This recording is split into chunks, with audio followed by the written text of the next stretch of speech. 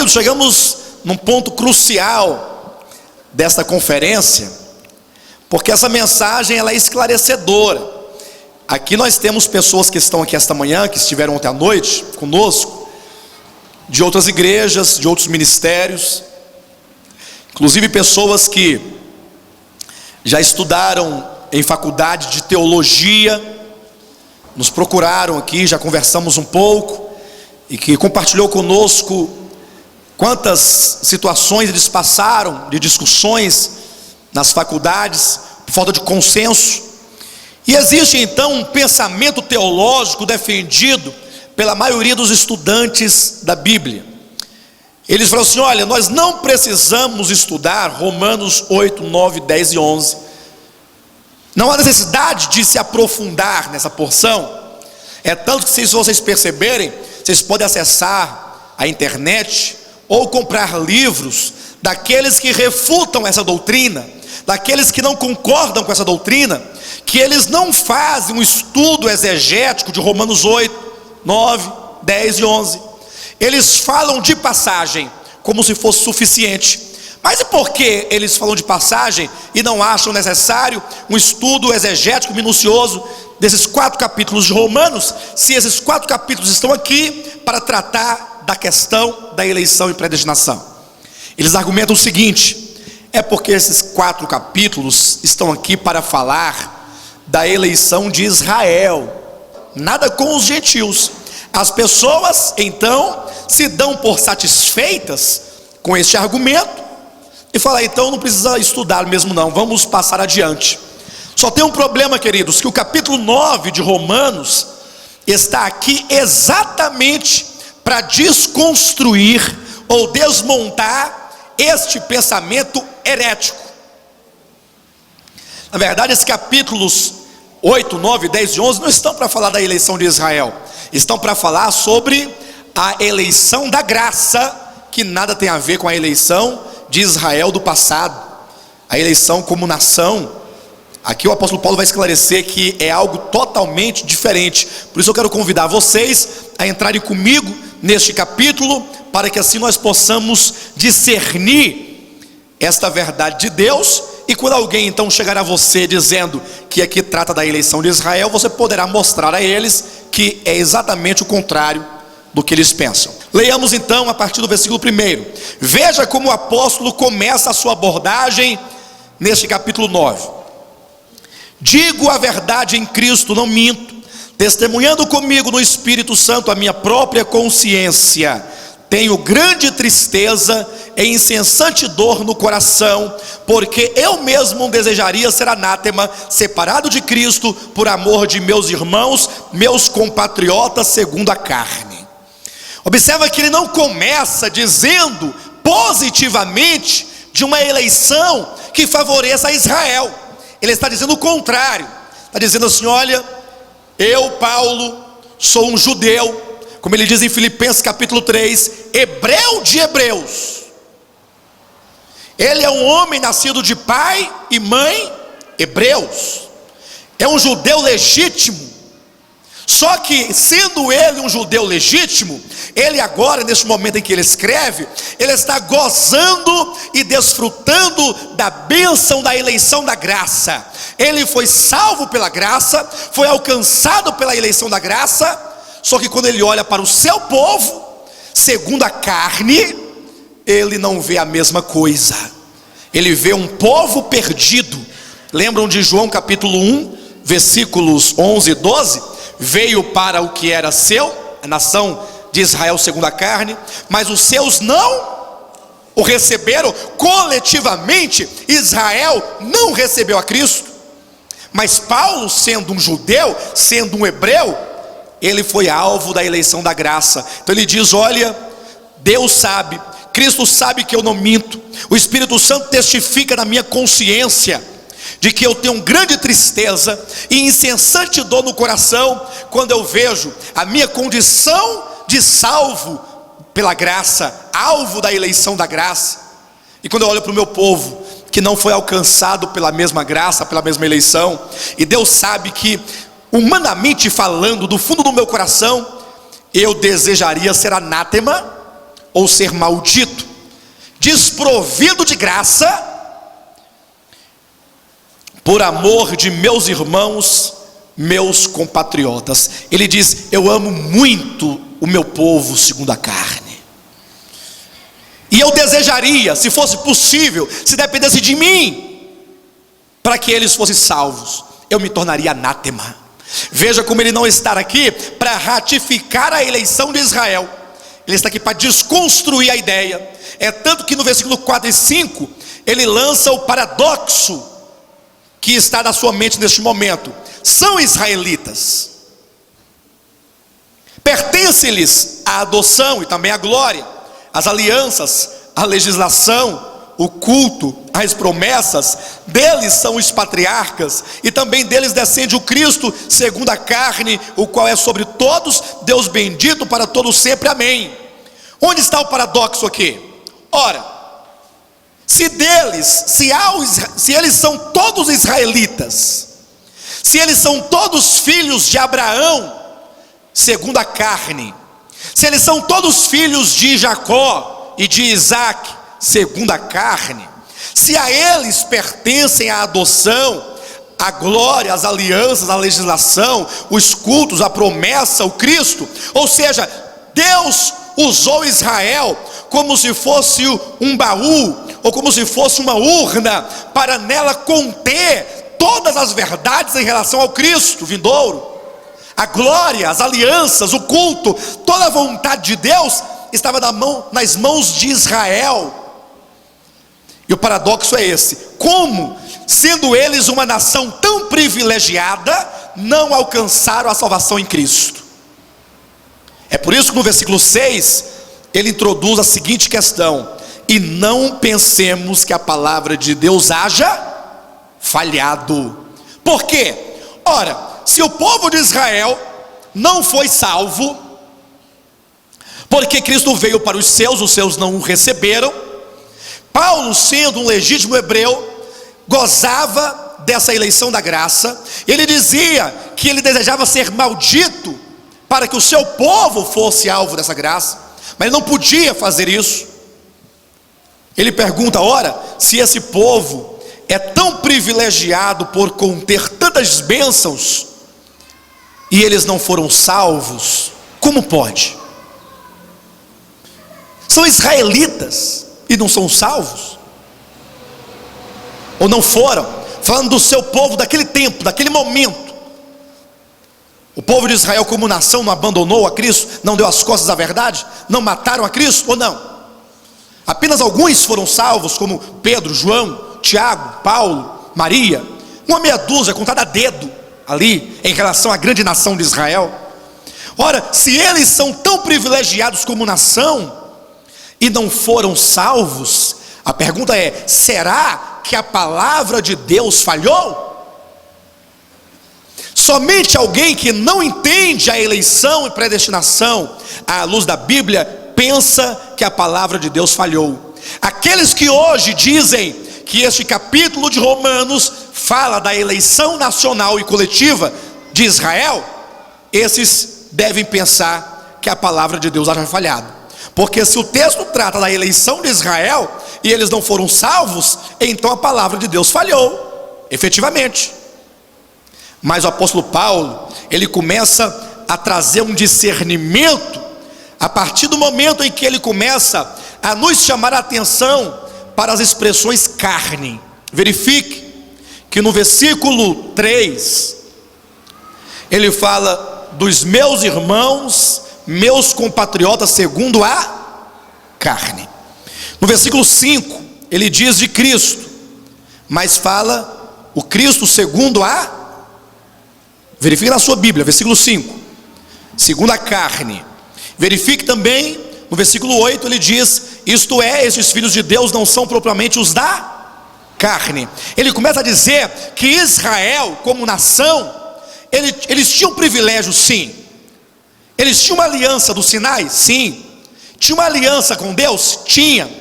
Só que Deus não havia feito nenhuma aliança no âmbito do Espírito com eles, Era uma aliança que se limitava à terra. Deus prometeu uma terra a Israel, que é a terra que até hoje está em disputa entre judeus e palestinos. Deus prometeu bênçãos, todas de caráter material. Eles iriam comer o melhor da terra, teria chuva, a chuva serôdia, a chuva temporã, para produzir os grãos, o trigo, a cevada. E as disciplinas que eles sofreriam não eram, na verdade, a morte eterna, mas eram serem levados cativos para outras nações, serem tocados por enfermidades na carne. Todo o relacionamento de Deus com Israel limitava-se ao âmbito terreno, temporal e carnal. E o que Paulo vai dizer sobre eleição e predestinação é algo que não está vinculado à carne, não está vinculado ao homem, não está vinculado ao tempo, é algo que transcende e que nasce do coração de Deus. Então, no primeiro momento, o apóstolo Paulo, ele mostra que se alguns pensam que a palavra de Deus falhou porque Israel não foi salvo, é porque essas pessoas não compreendem uma diferença fundamental. Vejamos como ele vai explicar isso a partir do versículo 6. E não pensemos que a palavra de Deus haja falhado, porque nem todos os de Israel são de fato israelitas. E aqui ele fez a distinção. Todos os de Israel são de fato israelitas? Sim ou não? Segundo a carne, todos são israelitas? Segundo a carne? E segundo a promessa?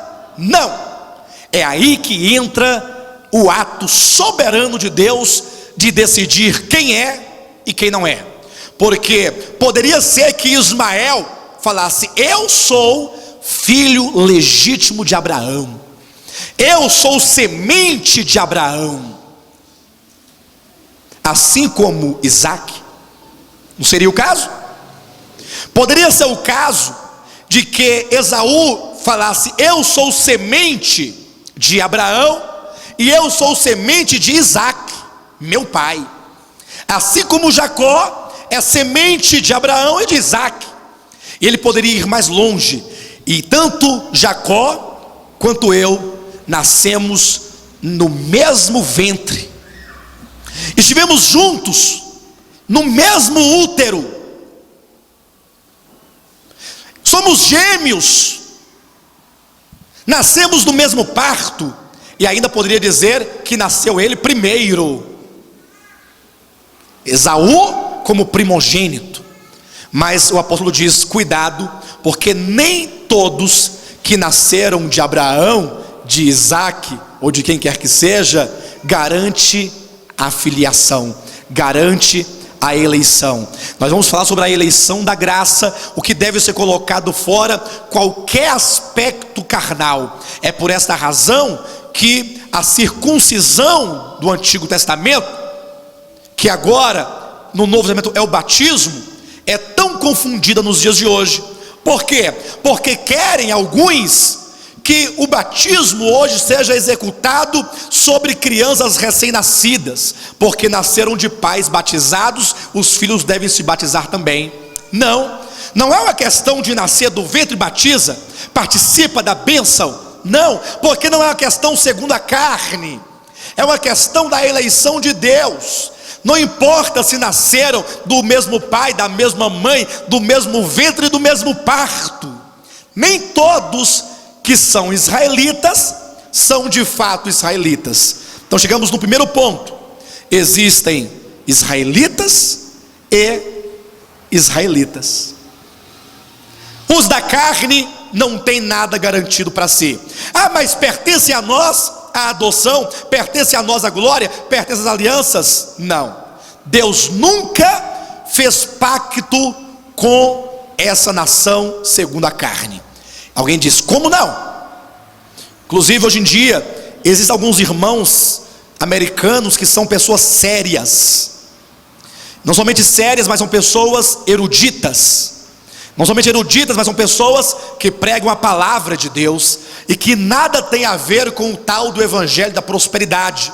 Mas são homens que procuram pregar a palavra de Deus, mas são tanto tendenciosos a convergir toda a escritura para Israel segundo a carne. Por isso que eles vivem em função de Israel como nação material e física. E dizem: Deus tem um pacto com esse povo.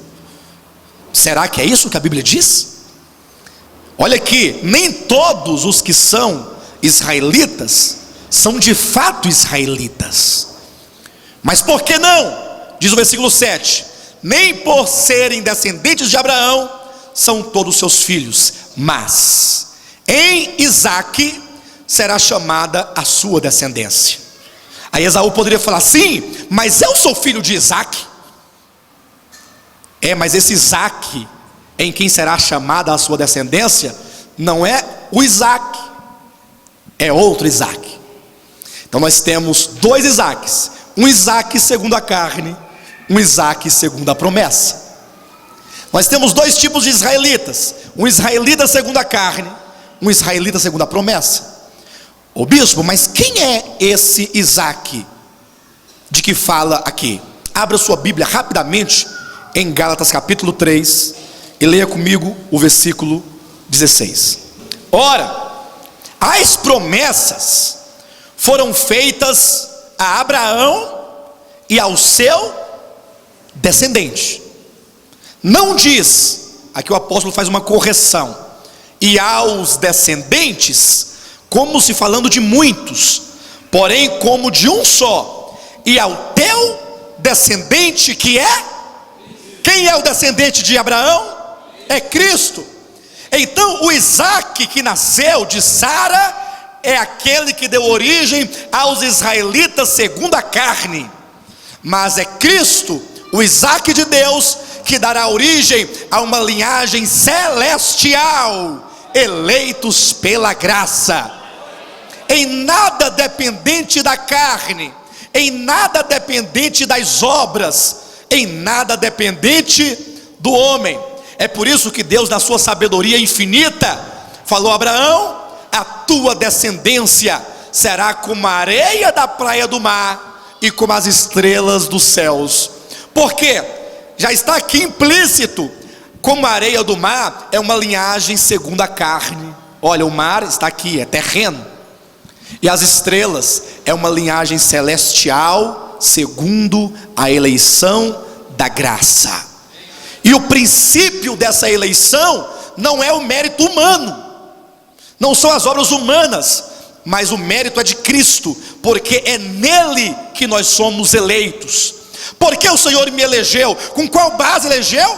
No seu amor infinito, no seu amor intenso, e com a base legal do sacrifício do seu Filho Jesus Cristo.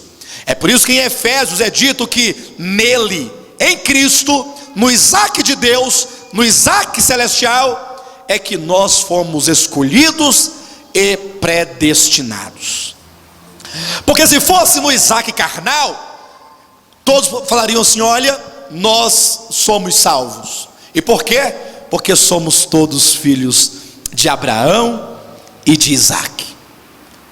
Não é verdade que a circuncisão, que era uma marca na carne, tornou-se o grande orgulho dos judeus ao longo de sua história?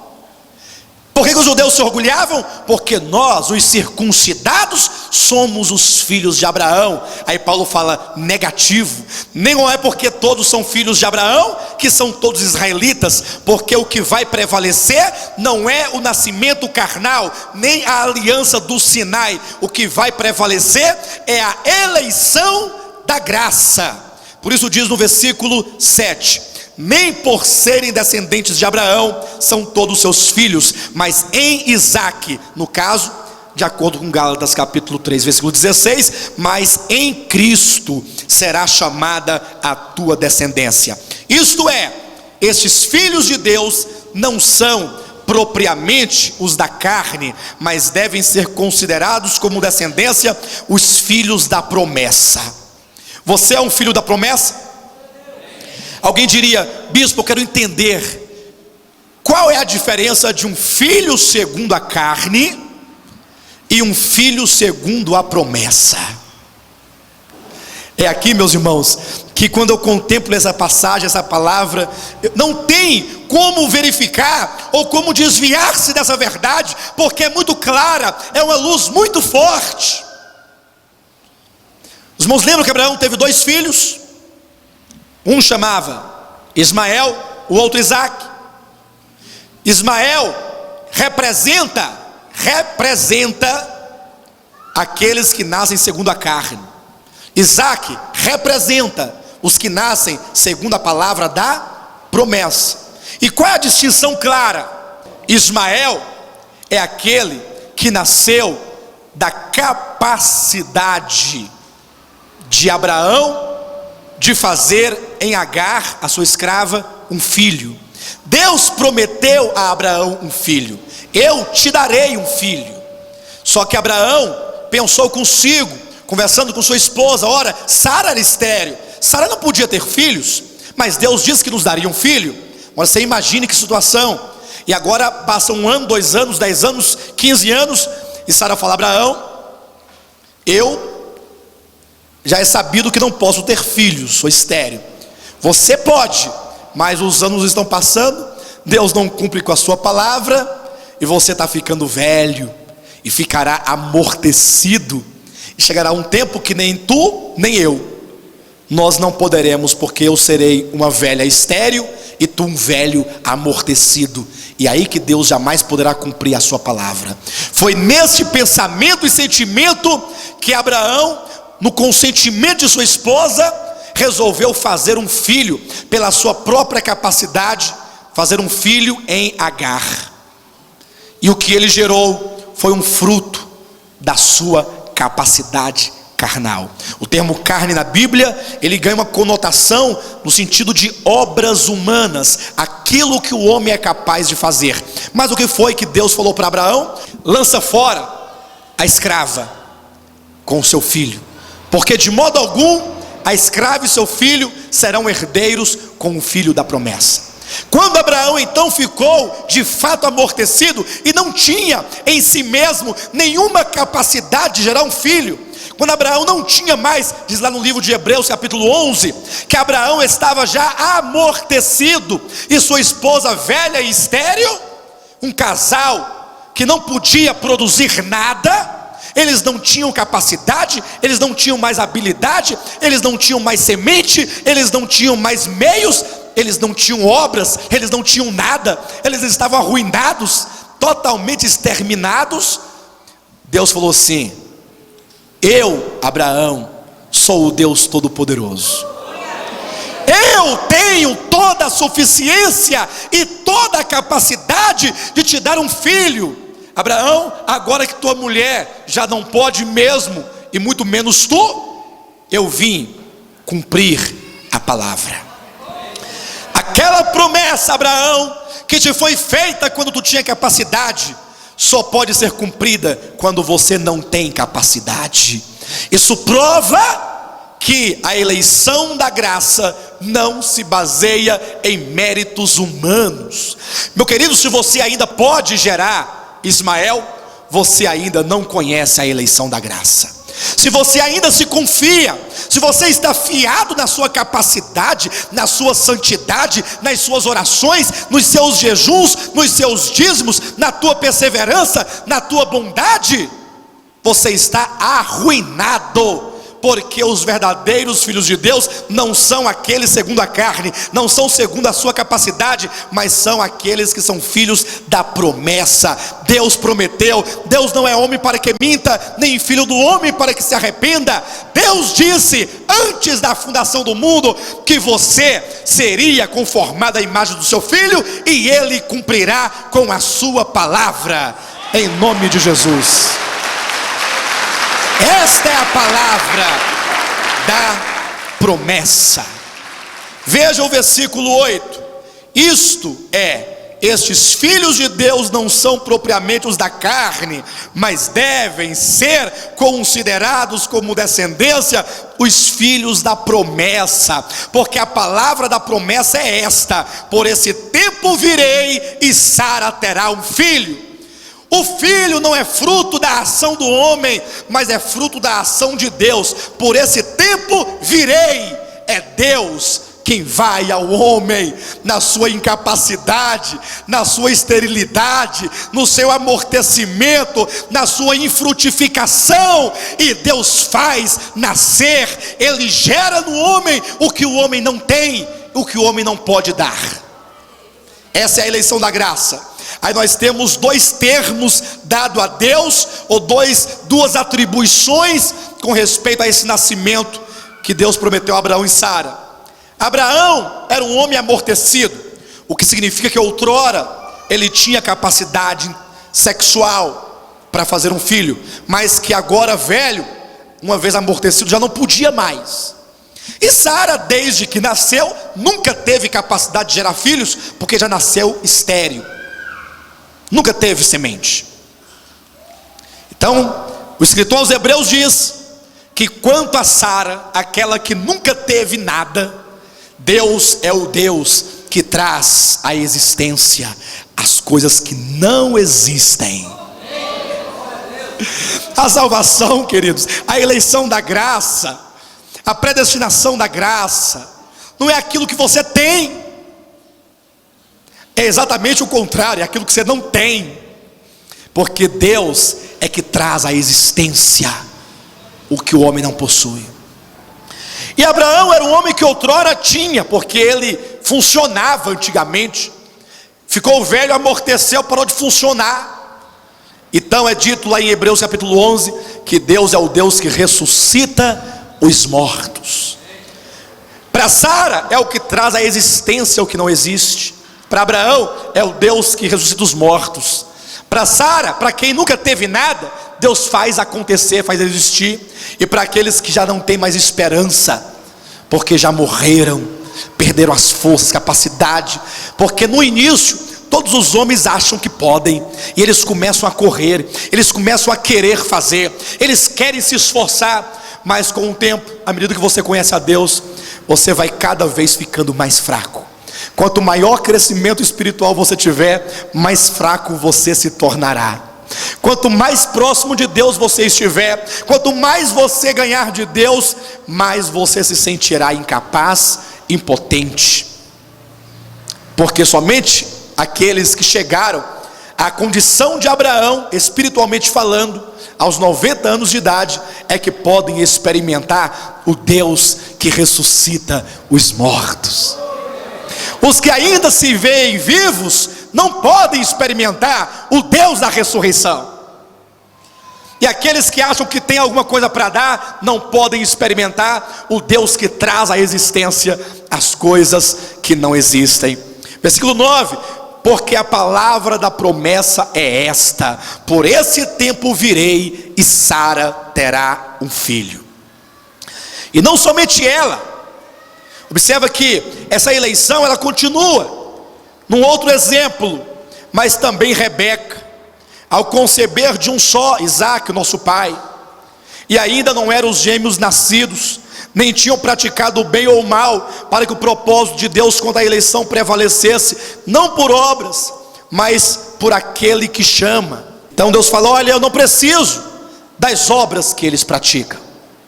Se eles praticarão bem ou mal, isso não me interessa, porque eu tenho um propósito na vida de Jacó. Mas Senhor, se nós olharmos agora, numa retrospectiva, Jacó tinha muito mais defeitos que seu irmão Esaú.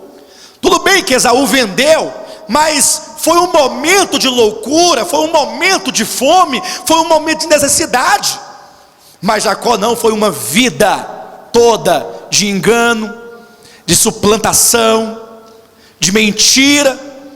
Jacó era aquele que com a sua mãe, ensaiados e em uníssono, mentiram para o pai, mentiram para o irmão. Jacó era aquele esperto, trabalhou para o seu tio Labão por muito tempo, por 20 anos, saiu de lá um homem rico.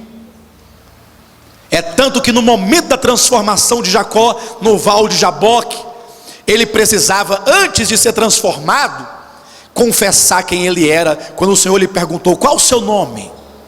Diga o seu nome. Jacó, com os próprios lábios, deveria confessar: Jacó é o meu nome. Como quem diz: sou suplantador, sou enganador. Aqui esgotou-se as minhas forças. É tanto que o Senhor toca na coxa de Jacó, e esse nervo encolhe, e Jacó agora fica manco de uma das pernas, porque agora Jacó, ele para de lutar a favor da primogenitura, ele para de lutar a favor da promessa, e agora ele começa a desfrutar a promessa, porque a promessa era: amei a Jacó, independente de ele ser suplantador, de ser mentiroso, de ser enganador, eu o amei, e ele é o meu escolhido. Jacó não entendeu isso, e por isso passou a vida inteira atrás daquilo que Deus já lhe havia dado. Amados, qual a importância hoje desta conferência de eleição e predestinação, numa época em que se fala tanto de dinheiro? A importância é levar os cristãos verdadeiros a compreenderem que a salvação é um dom de Deus, e que você deve parar de buscar pela tua própria energia, pelo teu próprio esforço, o direito de estar com Cristo, parar de lutar, parar de oferecer a Deus os sacrifícios do teu próprio esforço, assim como Caim, que ofereceu a Deus o fruto do seu próprio trabalho. Deus não quer aquilo que você cultiva com o teu suor. Deus quer a oferta de Abel. Deus quer que os seus crentes, que os seus filhos, que os seus eleitos o adorem, não como aqueles que estão suados de trabalhar para alcançar algo, mas aqueles que falam: Pai, aqui está o teu filho como a oferta pelos meus pecados, aqui está o Cordeiro de Deus, como fez Abel, aqui está o teu filho em quem tu te comprases. O teu prazer, Pai, não está em mim, o teu prazer não está nas minhas obras, o teu prazer está no teu filho, como tu mesmo declaraste: este é o meu filho amado, em quem eu me comprazo. Somente aqueles que hoje adoram a Deus e servem a Deus, tendo Cristo como o mérito, tendo Cristo como o sacrifício, tendo Cristo como tudo de Deus, como a nossa oferta pelos pecados, como a nossa redenção, como a nossa santificação, como a nossa justiça, somente estes podem servir a Deus de modo adequado. A conferência ganha peso, esta conferência, à medida que nós compreendemos que esta visão nos levará a termos uma vida de devoção, em gratidão ao que Deus é. Não servi-lo pelo que ele pode dar em dinheiro, não servi-lo como aquele que barganha: hoje eu obedeço, amanhã você me salva. Não, mas como aqueles, como diz em 2 Coríntios, no capítulo 5, versículo 14, o amor de Cristo nos constrange. A igreja verdadeira é formada por aqueles que são atraídos pelo amor do Senhor. São aqueles que entendem que, embora eu tenha passado muito tempo da minha vida como Jacó, tentando, buscando, e para isso mentindo, para isso usurpando, para isso enganando, chega um ponto que no Val de Jaboque, na nossa experiência, o Senhor toca na sua coxa, na parte mais forte do teu ser, e então aquilo que outrora era firmeza, aquilo que outrora era estabilidade, agora fica manca a perna. E agora Jacó já não tem mais estabilidade, ele é um homem instável, é um homem que tropeça, é um homem manco, é um homem que leva a marca de Deus, é um homem que leva agora a sua deficiência como lembrança de que Deus é tudo e de que ele não é nada. É um homem cujo andar nunca mais será o mesmo. Você pode até ter andado até aqui deste modo, mas se você for ganho pela visão da eleição da graça, o seu andar vai mudar. E como Jacó, você será um homem eternamente frágil e manco, como alguém que vai precisar de um arrimo para poder se sustentar para não cair. Como é que a vida de Jacó se encerra? Compara o Jacó do início de sua experiência com Jacó do final do capítulo 50 ou 49 e 50 de Gênesis. Está lá um homem cego, já não é mais Jacó, agora é Israel. Um homem cego dos olhos físicos, porém ele pode ver quem é Manassés e quem é Efraim. Porque quando trouxeram os filhos de José para receber a bênção, tentaram enganá-lo, colocando um na direita para que fosse abençoado, colocando Efraim à direita, porque ao estender a mão ele não iria ver, iria abençoar com a direita a Efraim. Aí, embora cego dos olhos, ele podia ver.